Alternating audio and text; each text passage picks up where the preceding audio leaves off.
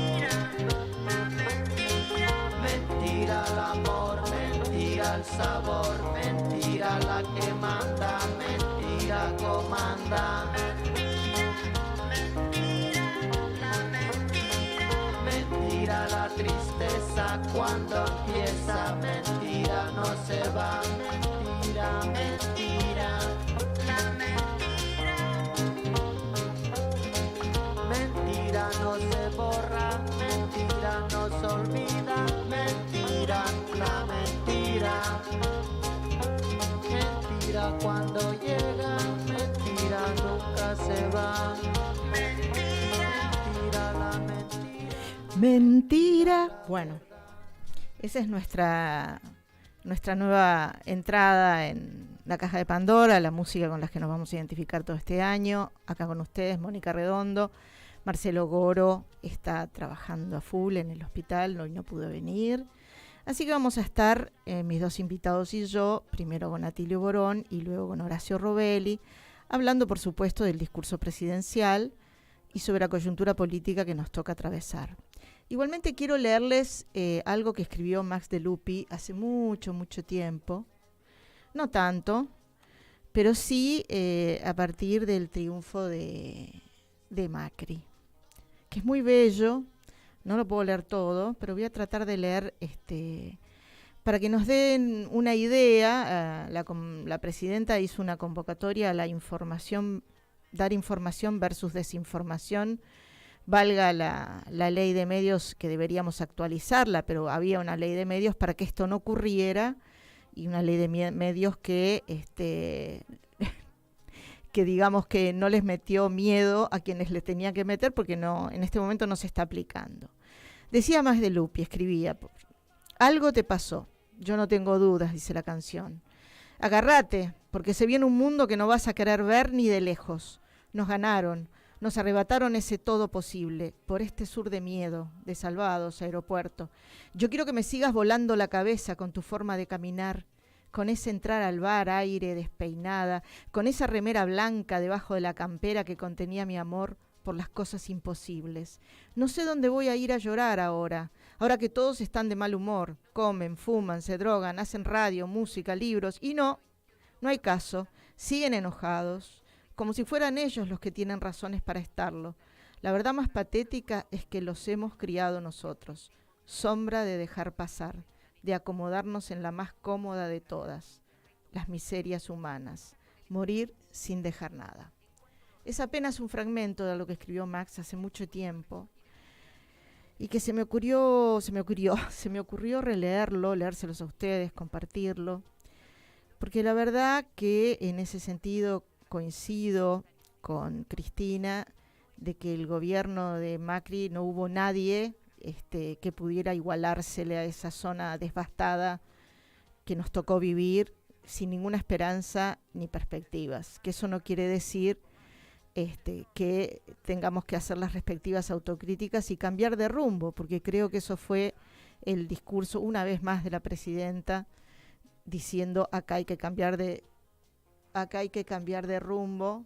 Muchas veces lo dijo, lo escribió, Y la lectura que hicieron algunos compañeros, me parece que no es un mensaje directo a la militancia de todos los días, me parece que es un mensaje directo a la dirigencia que son los cuadros que nos tienen que conducir, ya no te digo a la victoria, pero sí a la sobrevivencia, y que se pueda hablar con verdad. Para hablar con verdad hay que poder ser muy objetivo con los hechos que suceden, y dentro de ese discurso ella marcó, digo una vez más porque esto lo viene repitiendo hace mucho, yo diría, después de la pandemia fue constante esto, de alguna manera, con sus cartas, con su presencia, que la deuda del FMI es impagable, no lo dijo en esos términos, pero que la deuda externa fue un préstamo político, coincido, y que no se puede dirigir una política y clausurar las industrias por una deuda externa. Hablaremos de eso, o por deberle al Fondo Monetario Internacional, que está directamente relacionado con Estados Unidos, porque Estados Unidos a Macri le otorgó una deuda sin tener un seguimiento de dónde iba a parar ese dinero, y con nosotros está haciendo como una supervisión intensa, que ya lo sabíamos, que cada 3 meses iban a venir, pero a venir a auditar qué está pasando con el país y a decirnos qué es lo que tenemos que hacer y qué es lo que no podemos hacer, qué es lo que más o menos hace siempre el FMI.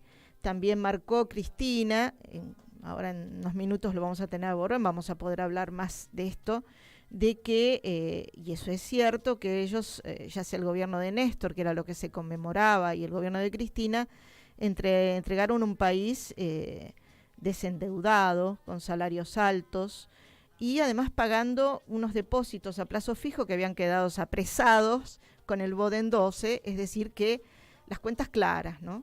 El segundo eje, la renovación del pacto democrático. De esto vamos a hablar mucho con Atilio, que es un pacto democrático. ¿Y qué es la democracia? Me adelanté. ¿Qué está haciendo hoy la democracia, ¿no? Una democracia negociada, bastardeada, banalizada, una democracia que pierde su, ¿cómo les podría decir?, su horizonte algunas veces, y en ese sentido, en relación a renovar un pacto democrático, habría que ver con quiénes uno renueva un pacto democrático para defender la democracia y un país, ¿no? Como tercer eje habló del Poder Judicial, la Suprema Corte de Justicia, dijo una interesante descripción, los comparó a una monarquía, con lo cual también estoy de acuerdo, porque en la monarquía nadie tenía que rendir, el rey no tenía que rendir a nadie ninguna cuenta, era el poder de Dios en la tierra, lo cual no creo que sea esta la característica de nuestra Corte Suprema. Y después habló de construir organización. Y ahí también yo quisiera hablar con Borón, porque la organización vence el tiempo, decía Perón, pero se nos acercan unas PASO, no sé cuánto tiempo lleva organizarse y generar cuadros políticos. Es un poco complejo en términos de tiempo, ¿no? Creo que no hay mucho tiempo más.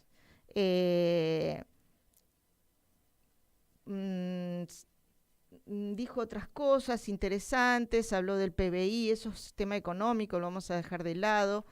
Lo que sí me importa, y después nos convocó a todos, a los que andaban en bici, a los que andan en bici, a los que andan en el subte, a todos, que libremos una batalla contra la desinformación.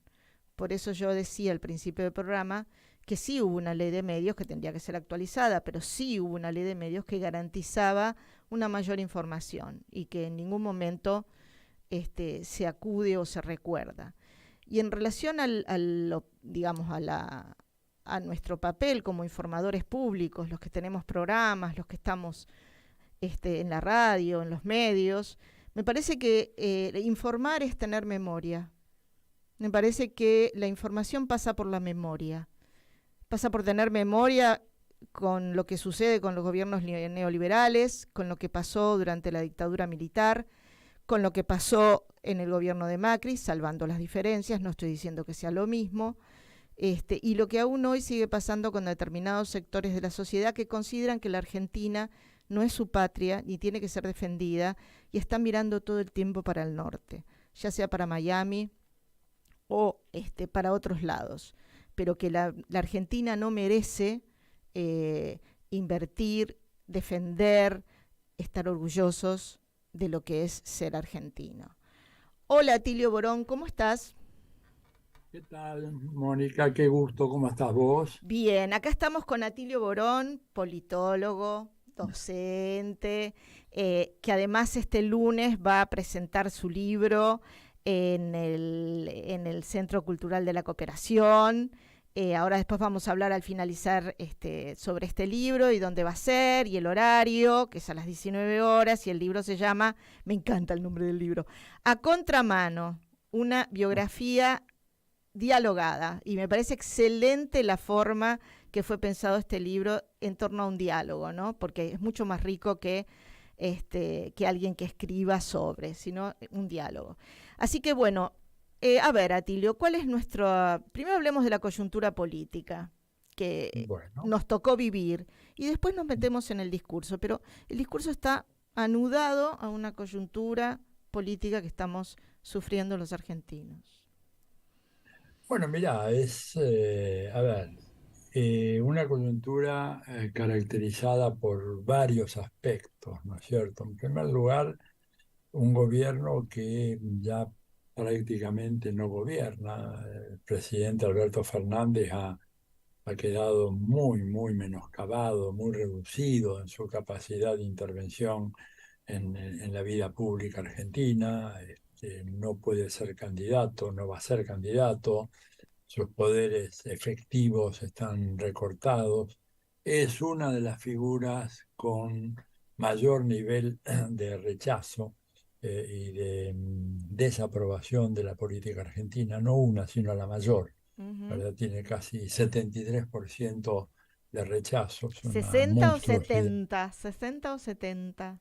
Igual es más. 73. 73, igual es un montón. 73, sí, realmente es un porcentaje de rechazo muy grande, muy grande. Este, y en ese contexto, bueno, tenemos al mismo tiempo un proceso de desorganización del frente de todos. En realidad, más que desorganización, la constatación de que el frente de todos nunca logró conformarse como una coalición de gobierno.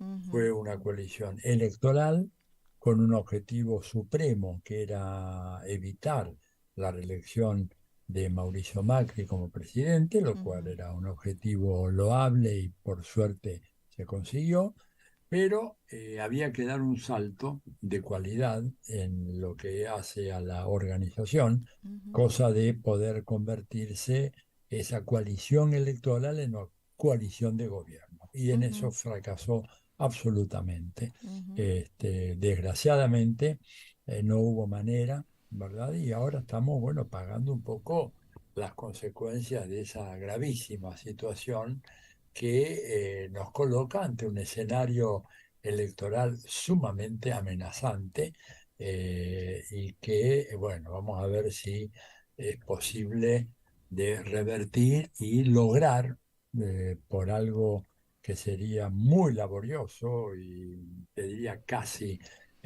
una labor ciclopia, hacer prevalecer algún candidato del campo nacional popular y del progresismo, prevalecer, decía, en las elecciones ya de octubre de este año.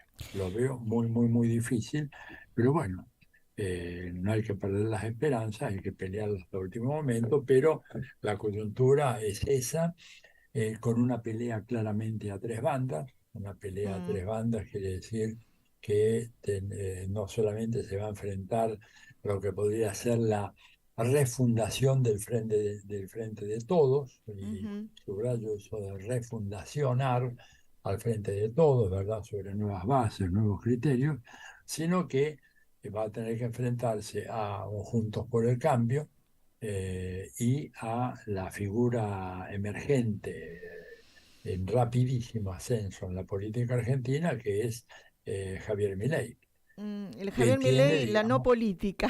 Javier Milei y es la la no no política, ¿no? política o la protesta irada, la protesta así desaforada, que representa muy bien el estado de ánimo de una parte muy importante de la sociedad argentina, que está harta de las medias tintas, está harta de las palabras suaves, eh, de las caritas bonitas, de Ah, hablar de mi te amigo. estás refiriendo a alguien porque la presidenta habló de caritas feas, que algunos Claro, bueno, empresarios hay que ponerle caritas feas, no yo empresarios. creo que si hay algo que a Alberto no le gusta es poner una cara fea. Ujú. Perdón.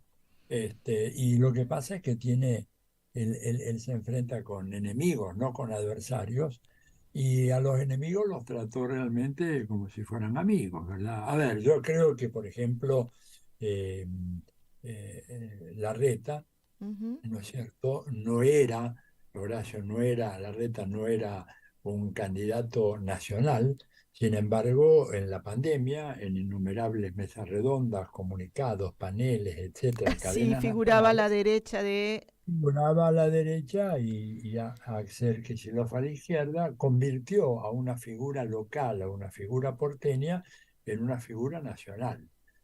Y bueno, y esos son errores que se pagan muy fuertemente, ¿te das cuenta? Ujú. Entonces, estamos ante una situación límite. Cristina claramente no va a ser candidata, lo viene diciendo hace mucho tiempo, a pesar de que la gente nunca creyó en eso, pero bueno, la realidad es que ella no tiene intenciones en ser candidata. Y quienes podrían estar en lugar de ella, bueno, son dirigentes que no gozan, ¿verdad?, de un apoyo muy grande Mm. en las encuestas, aunque bueno, por supuesto todavía es prematuro, pero cuando se hace una cosa especulativa sobre decir, bueno, cuál es la posibilidad de que se vote, ¿verdad?, a un candidato del kirchnerismo y la probabilidad es menor a la que existe de que se vote a un candidato, por ejemplo, como Milei. Ujú. Eh, ¿Verdad? Salvo si Cristina fuera candidata, pero Cristina no va a ser candidata, por lo menos es lo que hasta ahora sabemos, lo que ella ha Desde diciembre está ratificado. diciendo y confirmando que no va a ser Sí, candidata. pero bueno, hay mucha gente dentro de ese espacio que cree que a último momento, ante la inminencia de un naufragio, ella puede revisar su posición, ¿verdad? Y lanzarse a pelear, a disputar la presidencia. Pero, digamos, aún así sería muy, muy difícil para ella, por más que, bueno, por supuesto, en este espacio es la candidata que recoge La la mayor cantidad de adhesión más votos. importante, Adhesión. claro. Mm. No, porque, a ver, hablemos de algo desde el punto de vista político, que son los tiempos. Yo creo que, bueno, yo soy medio pesimista. Hay tiempos políticos que hay que respetar. No se arma un cuadro político en 4 meses, o en 6, o un dirigente. Tiene que tener una base anterior, un, una- un territorio anterior, una calle anterior, y además, no sé, te querías preguntar algo, ¿no? Por lo poco que yo sé las veces que he ido a Cuba. En Cuba se analiza y se estructura y se trabaja políticamente, ya no diría de un año a año, sino cada 3 años, cada 5 años. Julio De Vido, que lo tuve en mi programa, también hablaba de planificaciones trianuales cada 3 años. Perón también tenía planificaciones cada 3 años. Me parece que cada 3 años, no, estoy por ahí equivocándome, pero seguramente no era año a año, ni segundo a segundo, ni minuto a minuto, ni mes a mes. Ya están las pasos, faltan 25 días, me parece. Tiene que haber un candidato para que la gente lo pueda incluso hasta militar. Claro. O sea, no se arman, no sé qué opinas vos, pero se arman o se organizan, puede haber una organización de acá 25 días o un cuadro político formado de acá 25 días. Mira, no, un cuadro político no, digamos, podés crear un candidato, o sea que después probablemente habrá que ver si se convierte o si es efectivamente un cuadro político, El papel de Cristina va a ser absolutamente fundamental en esto, Ujú, ¿verdad? Los candidatos que suenan son Sergio Massa, Daniel Scioli, Agustín Rossi, Guado de Pedro. En general, hay un problema bastante serio con ellos, es que hay un nivel de desconocimiento, en algunos casos muy grande, ¿verdad? Que ujú, plantea así interrogantes muy, muy graves, ¿no? Las imágenes, por ejemplo, eh, el personaje que tiene una imagen mejor en una serie de encuestas es Javier Milei, por encima de Patricia Bullrich, de Rodríguez Larreta, bueno, en el terreno de la oposición, ¿no es ujú. cierto? Y en el caso del oficialismo, la imagen esa positiva de Milei, sumando a aquellos que lo ven como una imagen positiva, muy positiva o regular positiva, es superior a la de cualquier candidato del oficialismo, lo Mm, cual plantea un problema de una enorme, enorme gravedad, porque además el nivel de desaprobación que hay entre los principales líderes del oficialismo realmente es muy grande. Un problema, por ejemplo, ya te hablaba de Alberto Fernández, la ujú. imagen negativa, 73%, pero de Scioli es 62%, de Massa 58%, de Cristina 60%. El que tiene menos imagen negativa es Guado de Pedro, pero aún así tiene 43. Habría que ver qué 43. llegada tiene a nivel nacional, Guado de Pedro, ¿no? Bueno, claro, esta es Mm, una encuesta a nivel nacional que te estoy mm, pasando, ujú, ¿no es cierto? ¿Qué quiero decir con esto? Por ejemplo, una de las dificultades de Guado de Pedro es que tiene un alto nivel de desconocimiento. De todos los candidatos que te mencioné del sí. oficialismo, ¿verdad? Guado tiene un nivel de desconocimiento del 32%, lo cual es muy elevado. Mm. Contra, por ejemplo, un nivel de 7% de Scioli y 5,5% de Massa. O sea, Uy, es ahí un instalar a montón. si fuera Guado, ¿no es cierto? Que es uno de los candidatos, Ujú, habría que instalarlo, sería la gran labor de Cristina. ujú, Y el otro problema es que la imagen positiva que tiene, digamos, cuando se pregunta por muy positiva, ¿verdad? Muy positiva. Bueno, Cristina tiene, por ejemplo, 17, ¿eh? Eh, Massa 15, Guado tiene 10. O sea, habría que hacer un trabajo de ingeniería electoral muy, muy complicado. No creo que sea imposible para nada, pero esto va a significar una Cristina saliendo al ruedo como si ella fuera la candidata. A ver, ujú, concretamente, sobre todo si la persona, el candidato es Guado de Pedro. El otro problema, Mónica, a ver cómo se resuelve. Es mm, decir, ¿lo va a resolver Cristina sola, señalando una persona, ¿verdad? Designando ella al candidato o va a haber unas pasos? mm, Digo, ante el otro interrogante. Si ella opta por designarlo unipersonalmente, ¿qué va a pasar con los otros aspirantes que creen que tienen derechos a presentarse y a pelear por la elección presidencial? Sobre todo Daniel Scioli Y, y pe- Sergio Massa. y Agustín Rossi, ¿Aceptarán? también Rossi que se ha presentado, ¿no? Agustín Rossi, Ah, que también se ha presentado, aunque no está midiendo muy bien Agustín, ujú, pero bueno, pero por supuesto le ha dicho que iría a unas pasos. Entonces, ahí hay otro problema que es bastante, bastante delicado, decir, bueno, ¿cómo se resuelve? Y si es posible que si Cristina decide, ujú. en calidad de líder indiscutible, ¿verdad? Sí, sí, Del campo nacional popular, eso está fuera de sí, sí, discusión, eso no se baja, discute.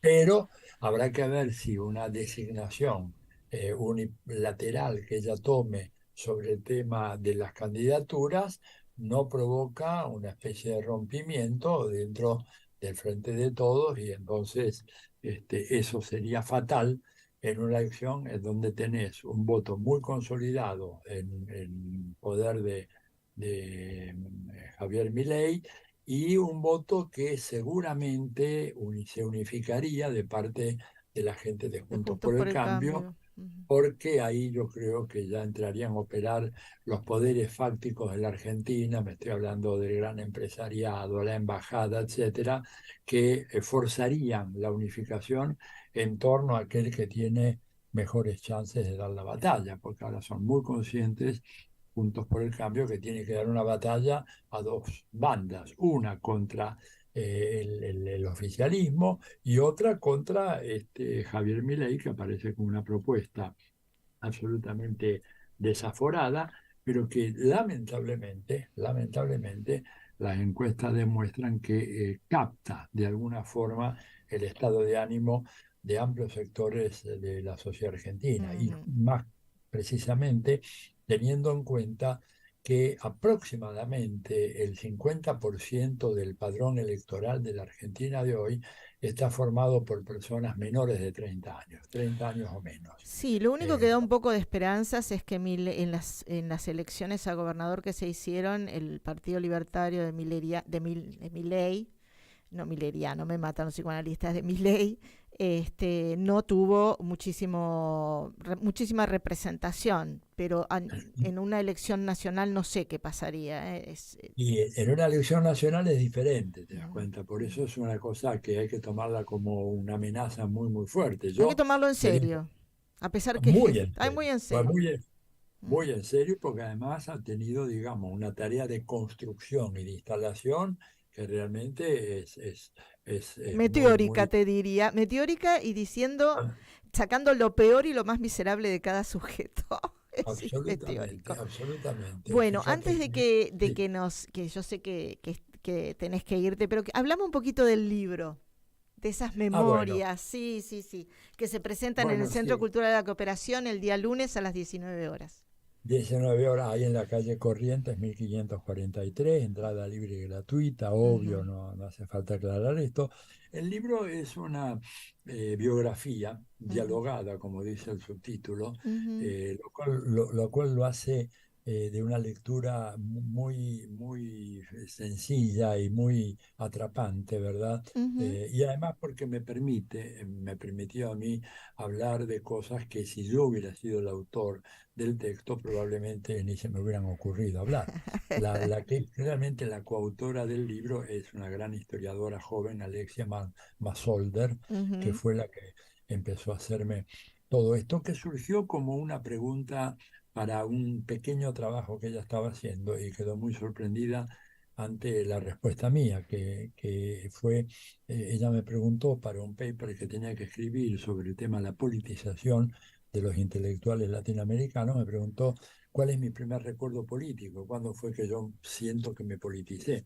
Y yo le respondí que mi primer recuerdo político fue una noche de 1948, cuando yo tenía apenas 5 años de edad, y estábamos cenando con mi familia en la trastienda de un pequeño negocio que tenía mi padre ahí en lo que en ese momento era Palermo, que era Ujú. Santa Fe y Bustamante. Ajá. Luego la especulación inmobiliaria lo transformó en Barrio Norte, pero era un barrio donde había todavía muchos conventillos en las calles laterales, etcétera.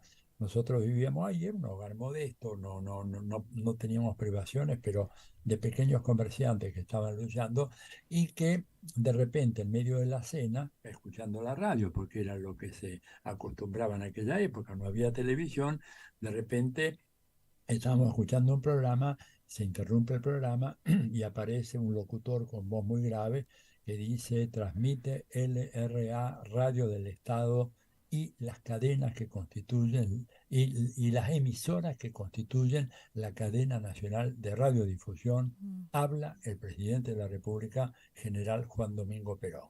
Y Ah, ahí se hizo, imagínate, un silencio total mm, en mi familia. Mi padre se puso de pie para escuchar de cerca el discurso. Yo ujú. me quedé un poco asombrado al ver la actitud de mi padre y quedé cautivado por el discurso de Perón, que yo no entendía nada de política, tenía apenas 5 años, 5 años. Mm.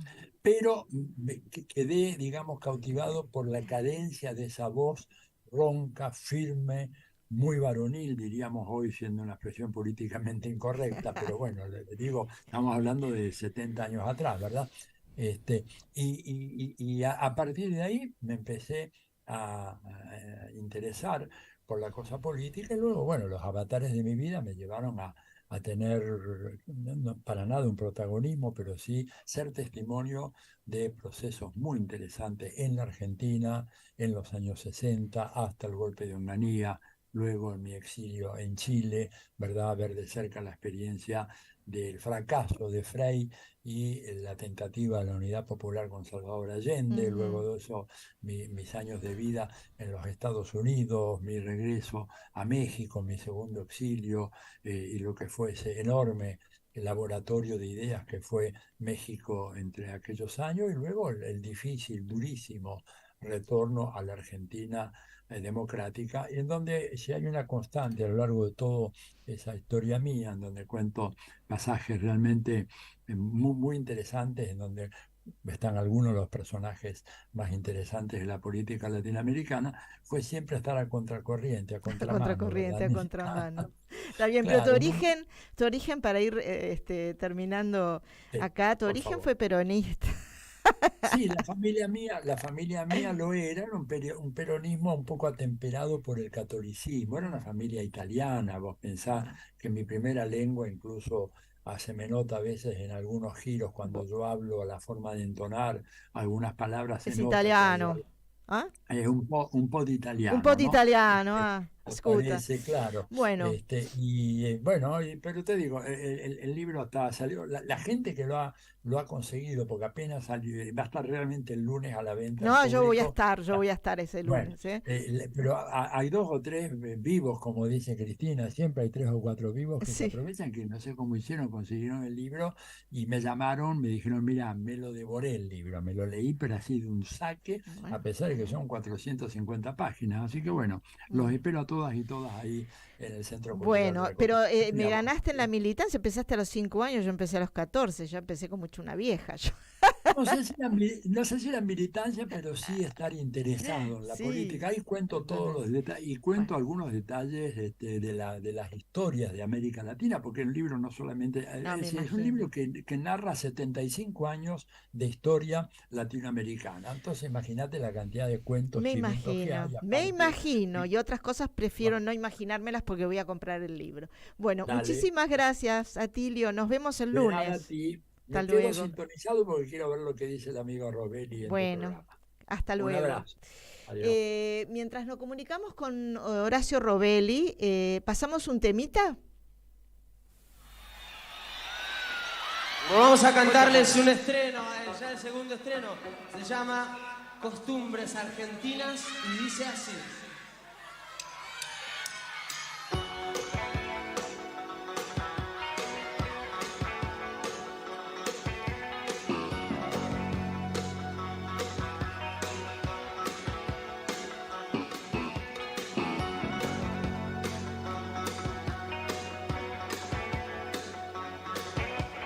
Muerdo del anzuelo y vuelvo a empezar de nuevo.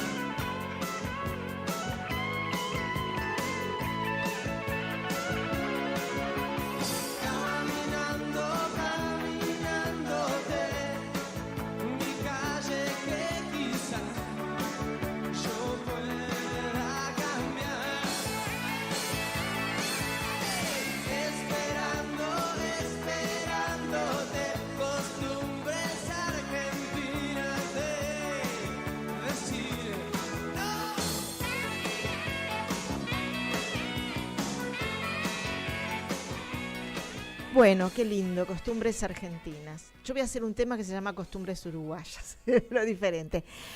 Horacio Robelli, economista, docente universitario, ¿cómo estás? Querida Mónica, muchas gracias por la comunicación. Saludos a vos y a todos los amigos de la radio. Bueno, a ver, ayer hubo un discurso de Cristina Kirchner. Yo quiero concentrarme en uno de los ejes que es la deuda externa, el FMI, algunas definiciones que ella dijo, que fue un préstamo político, que habría que investigar en qué condiciones se hizo ese nuevo acuerdo, y que había que tener una mirada bastante objetiva y no carita buena, sino carita mala, frente a la distribución lo dijo ella, no lo digo yo, frente a la distribución inequitativa del ingreso. ¿Qué opinás del aspecto económico que ella nos habló en la plaza? Impecable. La verdad que el único objetivo que tiene es impecable. Siempre tuvo claro cuál es la relación del Fondo Monetario Internacional con Argentina, lo tuvo claro Néstor, por eso que después de 50 años de predominancia del Fondo Monetario Internacional sobre la actividad económica argentina, Néstor Kirchner, recordemos que el 6 de febrero del año, ya parece el siglo, fue en el siglo pasado, ya parece mucho más de un siglo, que el 6 de febrero de 1996 nos sacó, del año 2006, Sí. nos sacó de encima del Fondo Monetario Internacional. No teníamos los superávit comercial que tenemos ahora, no teníamos un superávit comercial de 15.000 millones de dólares por año como tuvimos en el 2020 y en el 2021, y la mitad en el 2022 porque importaron de todo. No tenemos eso superávit comercial, pero fue juntando los 9 meses que estuvo al asumir el 25 de mayo del 2003, los 9 meses del 2003, 2004, 2005, juntó 9.350 millones de dólares de reservas internacionales del Banco Central, no lo dejó vender. Había un director del Banco de Santa Cruz que le puso como director del Banco Central. Yo trabajaba en ese momento en el Ministerio de Economía. Su función era que todos los días, o sea, el día posterior al cierre del Banco Central, a las 7 de la mañana del otro día, esté el cierre de la posición cambiaria, las reservas internacionales del Banco Central, cuánto compró, cuánto vendió. Esa era la función principal del director que había puesto Néstor Kirchner. Es un seguimiento exhaustivo de las reservas, centavo por centavo, para juntar 9.350 millones de dólares y pagarle toda la deuda al Fondo Monetario Internacional, y nos sacó al Fondo Monetario Internacional después de 50 años. De encima. Y ahora lo tenemos comiendo con nosotros otra vez la sobremesa. Y mal. Y mal porque tenemos un stand-by, un plan de facilidades extendidas donde nosotros nos comprometemos a cumplir metas fiscales, de reservas internacionales y de política monetaria de acuerdo al Fondo Monetario Internacional. Y nos exige a nosotros lo que no se exige en ellos. Viste que en Estados Unidos recién hoy, Janet Yellen, que es la secretaria del Tesoro, la ministra de Economía de Estados Unidos, logró postergar hasta el 4 de junio la decisión porque ellos están sobreendeudados, tienen un límite de deuda por la Constitución Nacional, se quieren agarrar de una enmienda de la Guerra de Secesión de 1860 que les permitió superar esa deuda. Era en plena guerra entre el sur y norte de Estados Unidos para poder hacer lo mismo. Ahí no hay guerra y por supuesto el Partido Republicano no le va a ceder fácilmente esa potestad. Pero independientemente de lo que es Estados Unidos, ellos están recontra endeudados. El país más endeudado en la tierra es Estados Unidos. Lo que pasa es que su deuda es en dólares y ellos emiten dólares. Ahí no tienen problema de emisión ni de déficit fiscal. El déficit fiscal de Estados Unidos, lo pueden ver los oyentes, se meten en la página Google y ponen déficit fiscal año 2022 de Estados Unidos, fue del 21% del Producto Bruto de Estados Unidos. El 21% del PBI, y a nosotros nos exigen que sea 1,9%. ¿Vos te das cuenta lo cruel que es hacia un país que ha sufrido una sequía que ha sido más fuerte que de costumbre, porque también tuvimos una quema de humedales que provocó ¿por qué tenemos sequía nosotros si no tuvo tanta sequía Brasil? Acá acordate el día que nos quedamos sin luz porque quemaban los pastos abajo y el fuego subió hasta el cable de tensión a la altura de Zárate y nos quedamos sin luz todos. Sí, y llegó en las nubes de humo acá a Buenos Aires, me acuerdo, sí.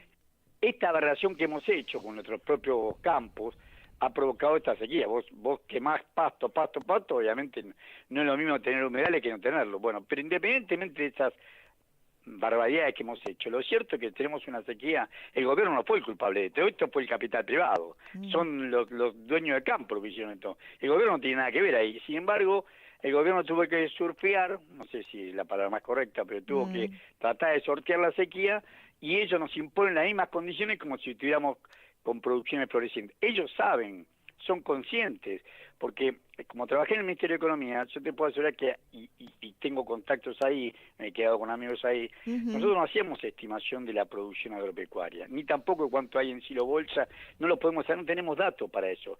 Lo sacamos directamente del Departamento de Agricultura de Estados Unidos. Hoy se sigue haciendo lo mismo.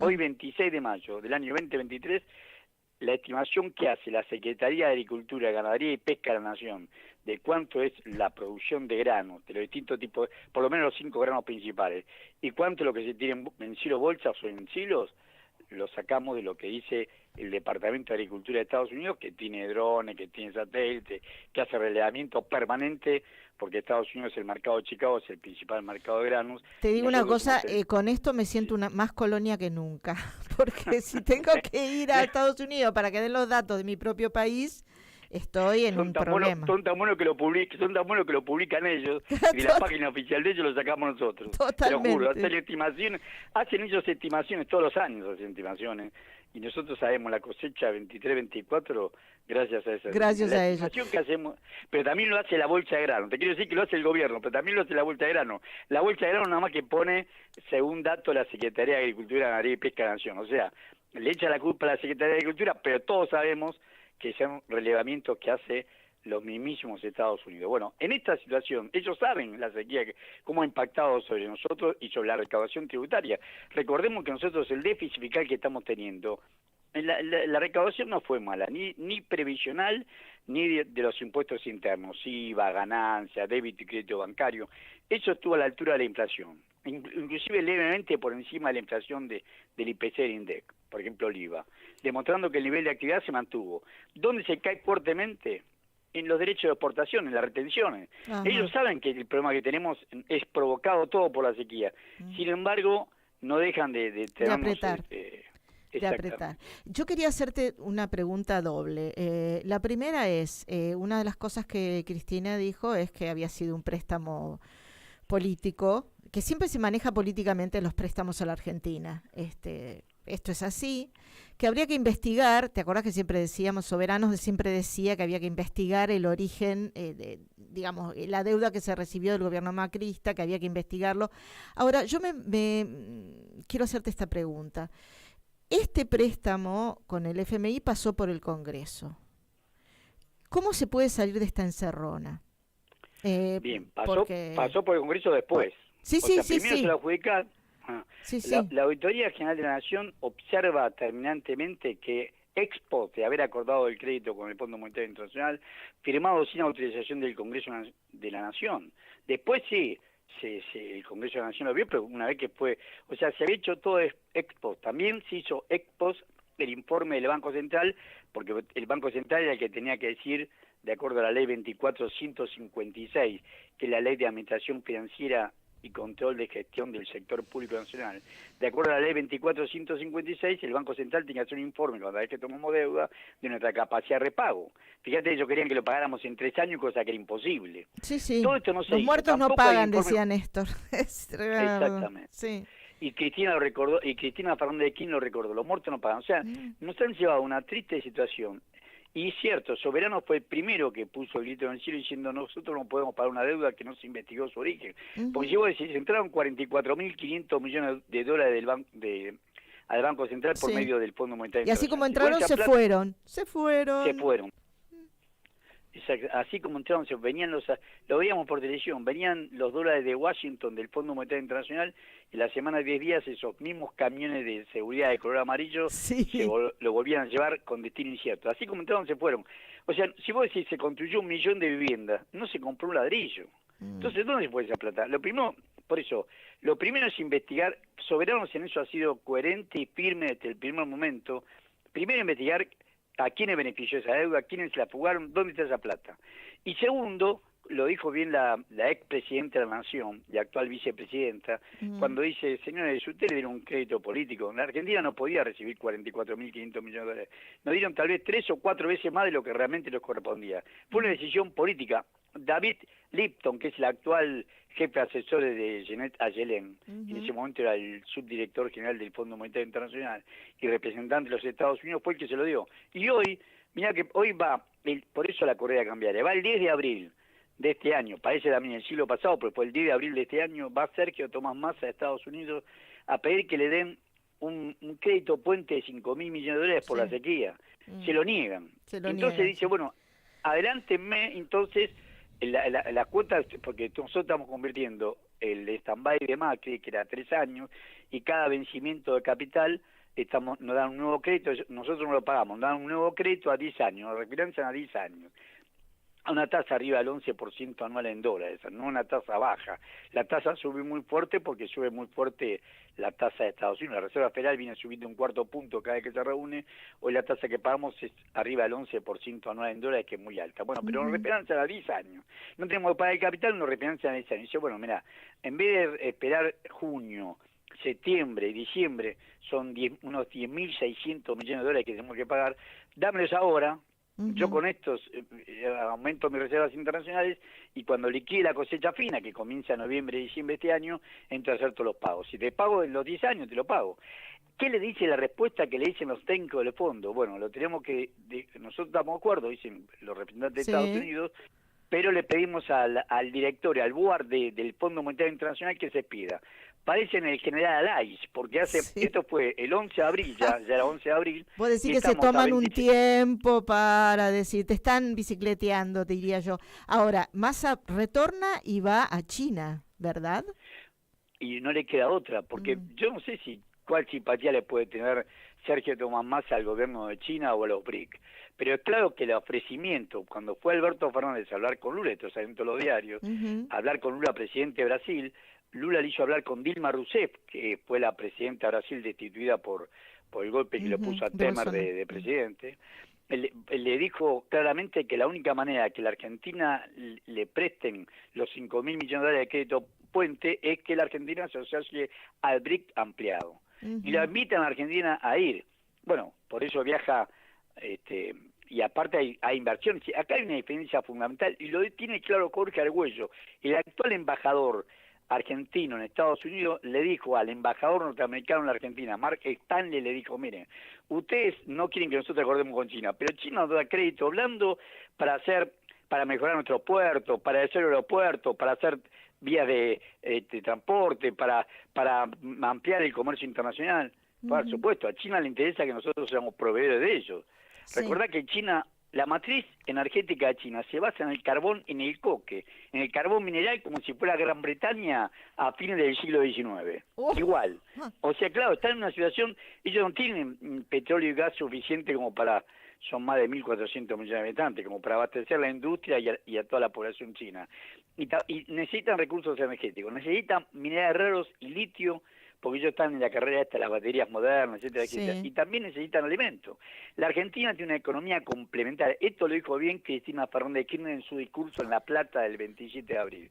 Nosotros tenemos una economía complementaria con China y tenemos una economía competitiva con Estados Unidos. Competitiva porque lo mismo que producimos nosotros lo produce Estados Unidos, nada más que una escala 60 veces mayor. Automóviles, productos electrónicos, soja, lo que quiera vos, petróleo, todo produce Estados Unidos 50, 60 veces más que nosotros.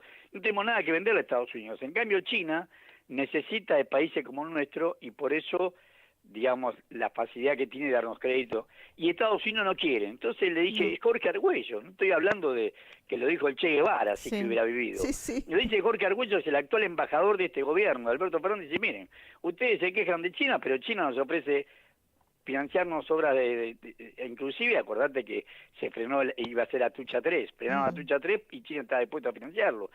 La represa Néstor Kirchner y Copérnic y Cepernik se demoraron una barbaridad porque Macri no le daba ningún resultado. Y después cuando estuvo Alberto Fernández, Belich, que es un hombre muy cercano en Estados Unidos, también le puso miles de trabas a que se avanzara en las obras de las obras hidráulicas del Cepernik y de Néstor Kirchner en Santa Cruz. O sea, China pacientemente sabe todo esto, porque la inteligencia china es paciente. tiene informantes seguro. Es paciente. Claro, es paciente. Tiene esa verdad. Tiene la paciencia de saber que tarde o temprano la Argentina tiene que sumarse por una cuestión geopolítica al grupo a la ruta a la seda, como le llaman ellos, al grupo de los BRIC ampliados. Bueno, Horacio, muchas gracias por tus palabras, gracias por haber estado. Yo sé que hoy no hay facultad porque si no es imposible que te tengamos en el programa, así que te agradezco muchísimo por tu opinión sobre el discurso de Cristina y por habernos hablado del estado de situación con Estados Unidos y el viaje con China. Muchas gracias, Horacio. Mónica, la verdad, el agradecido soy yo y espero tener las vacaciones de julio para ir personalmente a tu programa si me invitas. Véngase nomás. Gracias. Un beso muy grande. Un beso muy grande. Vamos a un temita.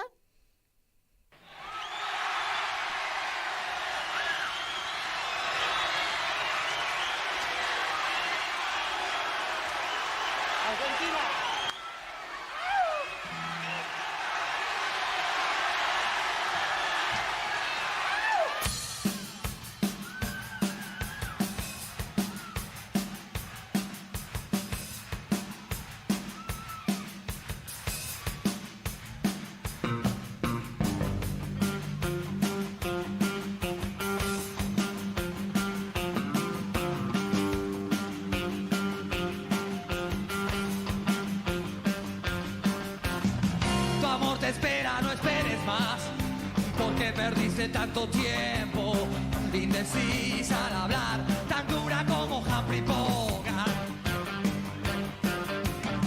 Entre lujurias y represión, bailaste los discos de moda y era tu diversión burlarte de los ilusionistas. No llores por las heridas que no paran de sangrar, no llores por mí.